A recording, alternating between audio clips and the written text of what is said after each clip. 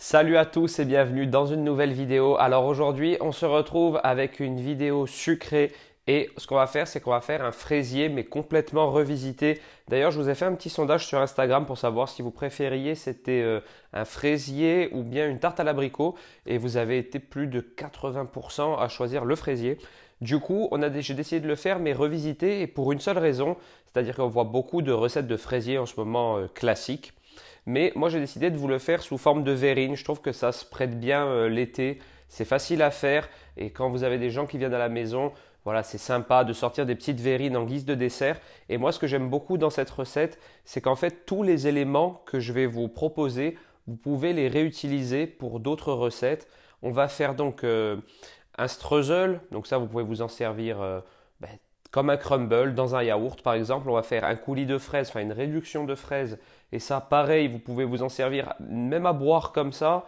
Pâte de rhubarbe, pareil, vous en plein d'utilisations possibles.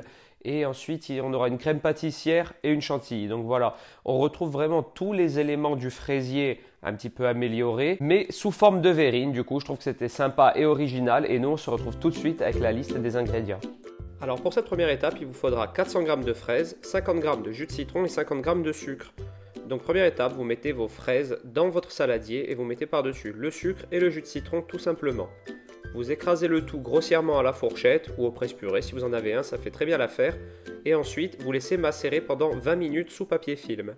Passé ces 20 minutes, vous mettez un tamis par-dessus un autre saladier et vous récupérez tout le jus de vos fraises. Le but c'est vraiment de récupérer le jus et uniquement le jus. Ensuite, vous mettez donc ce jus de fraise dans une casserole et vous portez à ébullition. Lorsque l'ébullition est atteinte, vous enlevez par-dessus l'écume qu'il y a, c'est un peu les impuretés qui ressortent des fraises, on en enlève le maximum. Une fois cette étape réalisée, vous reportez une deuxième fois à ébullition et vous débarrassez dans un saladier. Votre réduction de fraises est prête, vous la laissez de côté jusqu'à l'utilisation. Ensuite, notre crème pâtissière à la vanille, donc il vous faudra 80 g de crème liquide, 200 g de lait, 20 g de farine, 30 g de sucre, 3 jaunes d'œufs, 30 g de maïzena, 2 feuilles de gélatine et une gousse de vanille. Première étape, on fait tremper notre gélatine dans de l'eau froide et on la réserve de côté. Ensuite, on met notre lait et notre crème liquide dans une casserole et on gratte à l'intérieur la gousse de vanille. En parallèle, dans un autre saladier, on met nos jaunes d'œufs et notre sucre et on bat très fort le mélange afin qu'il blanchisse. On rajoute ensuite notre farine et on remélange de nouveau bien afin qu'il n'y ait pas de grumeaux. Puis c'est au tour de la maïzena, même procédé, on mélange bien pour éviter les grumeaux.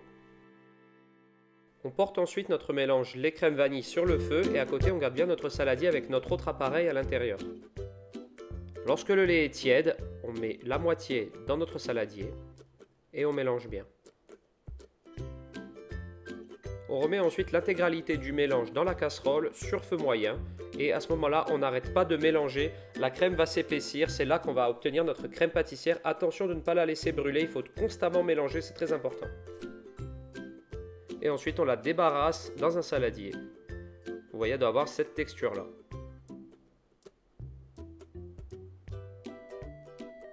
Ensuite, lorsqu'elle est toujours chaude, on rajoute notre gélatine bien essorée. On mélange bien, on filme au contact et on la réserve de côté, notre deuxième préparation est prête. On passe ensuite à la pâte de rhubarbe, donc il nous faudra 500 g de rhubarbe, 150 g de sucre, 40 g d'eau et 2 feuilles de gélatine. Donc comme d'habitude, on fait tremper notre gélatine dans de l'eau froide et on la réserve de côté. Ensuite, on met tout simplement notre rhubarbe dans une casserole avec le sucre et l'eau et on la met sur feu moyen pendant environ une demi-heure. Et ensuite on passera sur feu doux pendant à peu près 20 minutes. On peut ajouter une petite pincée de fleur de sel pour apporter un goût supplémentaire. Et nous ce qu'on recherche c'est vraiment d'avoir, voilà, vous voyez la texture ici, une compote bien épaisse. C'est exactement la texture que vous devez obtenir après cuisson. Vous la débarrassez ensuite dans un petit récipient. Vous rajoutez votre gélatine bien essorée dans votre rhubarbe chaude, c'est très important et c'est déjà terminé. Ensuite, le streusel pistache, donc très facile à faire, vous pouvez remplacer la pistache par de la noisette si vous le voulez. 65 g de poudre de pistache, 50 g de sucre roux ou cassonade, 50 g de farine et 50 g de beurre pommade. Donc là, c'est vraiment excessivement facile. Vous mélangez tout simplement vos poudres dans un saladier, comme ceci, et vous rajoutez ensuite votre beurre pommade en morceaux. C'est très important qu'il soit pommade, il ne faut pas qu'il soit dur. et vous amalgamez le tout avec les mains grossièrement. Voilà, c'est vraiment une recette avec laquelle on ne se prend pas la tête. Ensuite, sur une plaque au four style crumble, et ensuite 25 minutes à 150 degrés et c'est cuit et franchement c'est délicieux. Dernière recette, la crème chantilly, donc 250 g de crème liquide et 25 g de sucre glace. Une fois de plus, c'est très facile. Le tout, c'est que tous vos éléments soient bien froids. Vous voyez ici, la cuve, le fouet sortent du congélateur. Ma crème est très froide, donc je mets ma crème et mon sucre glace en même temps. Et le secret d'une chantilly bien réussie, c'est de ne pas mettre le batteur à fond. Vous le mettez à vitesse moyenne et vous attendez que votre chantilly monte toute seule. Lorsque ça fait des belles stries, elle est faite. Comme vous pouvez le voir ici, elle tient sur le fouet et c'est terminé. On passe ensuite au montage, donc j'ai récupéré tous mes éléments comme vous pouvez le voir ici. Ma réduction de fraises, mon streusel, crème pâtissière, des fraises entières, pâte de rhubarbe et chantilly. Et ensuite évidemment le montage, vous laissez libre cours à votre imagination. Voilà, moi j'ai fait plusieurs types de verrines différentes, j'en ai testé plusieurs pour voir le montage qui me plaisait le plus. Mais les goûts sont là, vous essayez d'équilibrer en fonction de votre goût comme d'habitude. Si vous aimez plus la chantilly, vous en mettez plus, ou les fraises, c'est vous qui voyez. Et ça nous donne de super verrines et c'est très frais, un dessert parfait pour l'été.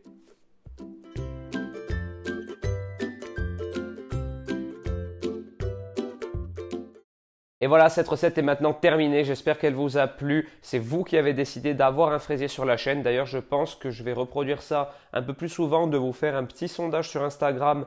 Comme ça me donne une idée vraiment de vos préférences. D'ailleurs, si vous ne m'avez pas rajouté sur Insta, mon Insta c'est NiCookYouTube d'un seul mot. Et du coup, si cette vidéo vous a plu, n'hésitez pas à la liker, à la commenter, à vous abonner à ma chaîne. Et moi, je vous dis à très bientôt pour une prochaine vidéo. Ciao!